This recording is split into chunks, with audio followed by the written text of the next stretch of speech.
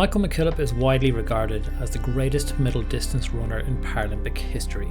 Diagnosed with cerebral palsy at 2 years of age, Michael has gone on to win 4 Paralympic gold medals and 9 world titles. Throughout his life, golf has played a pivotal role. What was initially a former physio for Michael, golf became an escape for his mental health and so much more. The way I would talk about my life is a learning curve. From a very young age I learned to accept things, and I think I learned that from my parents, because no parent wants to have a child that's disabled. No parent wants to have to go through what my parents had to go through, but I always use the quote, there's 2 primary choices in life: accept the conditions as they exist, or accept responsibility for changing them. So on that day that I got diagnosed, my life changed, but my parents' life changed. And I think what I learned growing up was the ability to understand that things are going to go wrong, and things can improve, but it's just through perseverance and trying. I got diagnosed at 2 years and 10 months. Cerebral palsy affects my right side.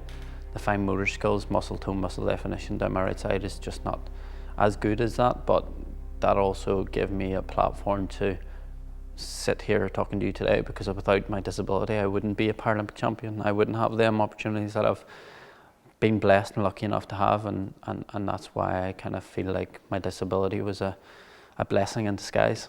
Obviously once I hit the age of 15, which will give me the opportunities to run in Paralympic sport, then that changed my whole life, and I used what I've learned in able-bodied sport and crossed it over into para sport.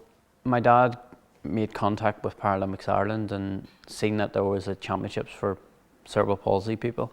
I went down and I competed, and I finished second. I got beat, and I was kind of like, I went down to my dad, and I was just a stroppy teenager at that, and I was like, oh, that was rubbish. He was like, no, it's not.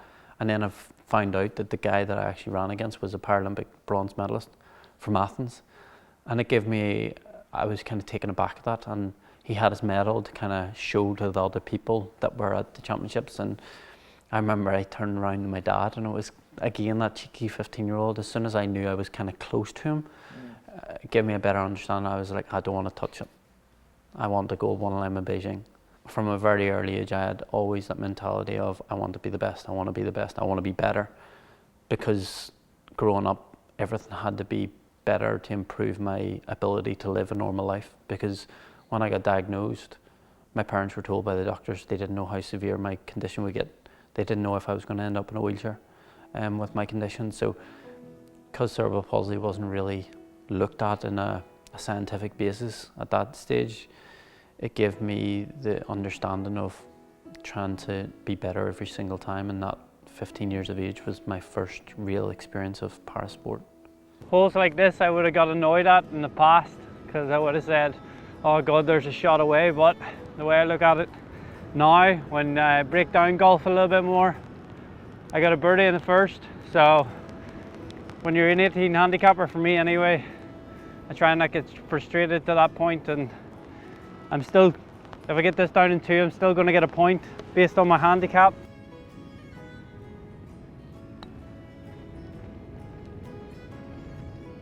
Or you just put it in.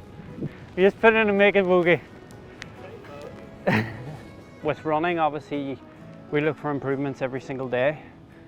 We gain our fitness every single day. And when it comes to races, we improve every single race. And it's just like golf, whenever we break it down into small fragments. Like years and years ago, I would have got frustrated as a young golfer, and I would have wasted a lot of shots and got frustrated, and it could have carried on for 2, 3.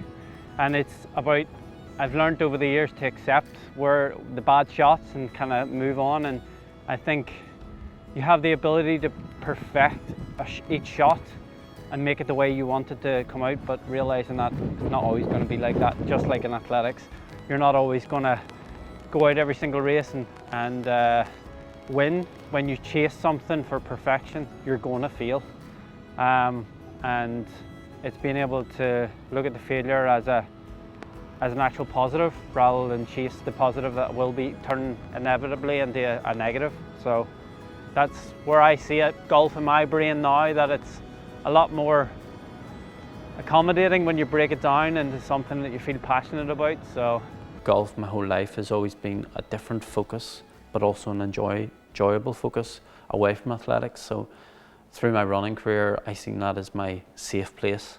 That's where I could go and enjoy myself with my dad, because once we turned up at a golf course, running didn't exist. I wasn't a runner, he wasn't a coach, we were a father and a son, and we were competitive against each other, even though he probably beat me a lot of the times, but also it gives me that fun and enjoyment that you have to have with your dad. My ambition is to play in more disabled competitions as well.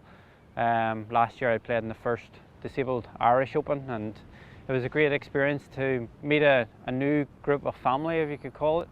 I've always been in the athletic side, so it was nice to meet new people and to meet the ones that I've now started to see come up, like in disability golf within Ireland, who have done so well. Even last year they won the European Championships for disability golf, and it just shows you that golf in Ireland is not only thriving with tourists and stuff, but it's thriving within the communities, and disability golf is, fingers crossed, going to grow from what it was last year. And again, going at 18 years of age, there's not many Paralympic gold medals or Olympic gold medals on the island of Ireland. So when I was going to the Games, I was expected to win, and that was a greater understanding of it. Okay, I got to take this seriously.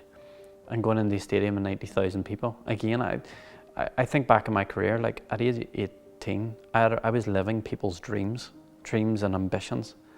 I'm just a lucky and blessed one that got the opportunity to put on that green singlet.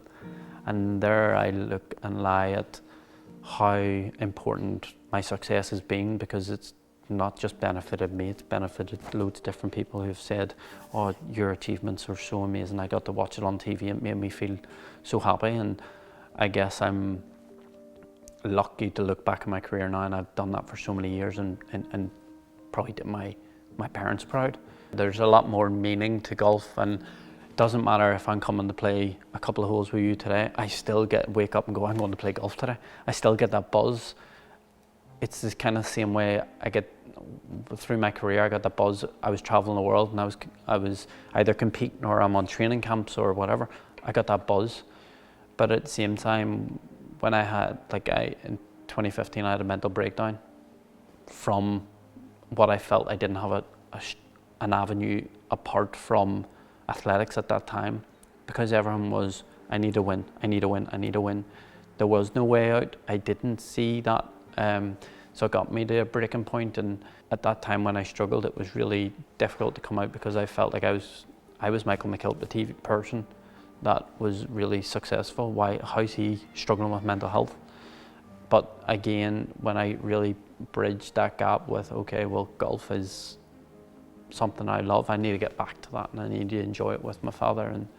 And I would say golf saved me, but kind of was an avenue of escapism and support around that. Gave me the pleasure of going out and going on a nice walk and hitting a good few shots and having a chat with your friends. And that's where I probably see now golf is a really friendly opportunity to meet up with people that you haven't seen in a while and enjoy the coastlines and nice courses. For me, obviously, the first 4 or 5 years of my life, I was brought up in Cushendall. The one thing that I learned from my parents was that community feel, and it doesn't matter that I left when I was 5 years old. Cushendall, after I won in 2012, they had a street party for me. Like, I hadn't been there since 1995, but they had a street party for my success. They were proud of what I had achieved. So when you really think of the golf club, there's not many things in like local communities around here. You got your butchers, you got your local shop, you got your golf course, you got your bars. Like Cushendall and Ballycastle, where we are today, is just along the coast. It's one of the most scenic routes. So why wouldn't you want to come and play golf in a community that's very friendly and nice? The golf course is good, the scenery is good. It's a bonus for everyone, and that brings trade into the local community. And when you just look at the views here today, it's not a beautiful day, but you're starting to see Rathlin Island and right across from us, and you're starting to see some blue skies. And it for me, the north coast and Cushendall just around the corner is home, and I feel comfortable when I'm here. And I don't get to come up as much as I want to. I've been away for so long, And with my running, I didn't get to go down and stay in the family house as much as I wanted to, and now I feel like I can go down and say hello to the local restaurants and engage with them. And it's just the beauty of the coastline around here is second to none, and that's me probably being a bit biased, but it's just stunning. I think we're very lucky to have the North Coast as such a beautiful spot for golf.